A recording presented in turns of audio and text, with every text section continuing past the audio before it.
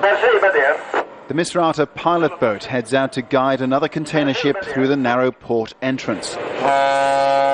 During last year's revolution, the port was a vital lifeline, bringing relief supplies for anti-Gaddafi fighters in Misrata.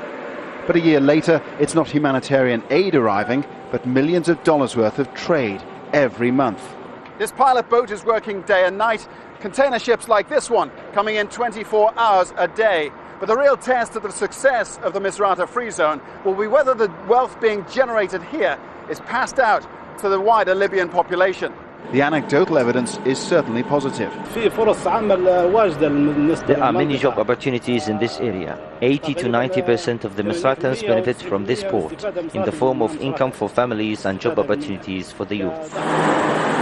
Some 1,200 people work here now, but if the ambitious plans of the port management are fulfilled, within 20 years, 80,000 people could be earning their livelihoods here.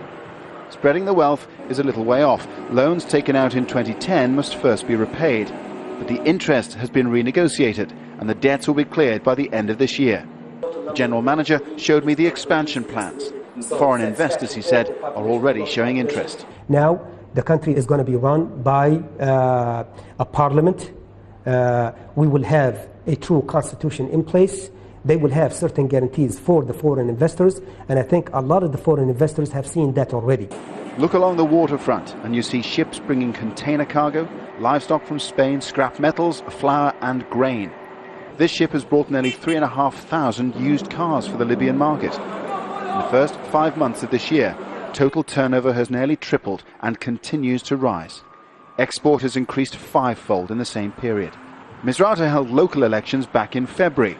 The regeneration has been driven along with negligible input from central government in Tripoli. So, after the July 7th elections, the central government may want a slice of the action. There's no fear from intervention. We are hopeful that the elections will lead us to new political and economic reform and stability. Misrata is a priority in terms of the country's economy. It's part of the nation's economic plan.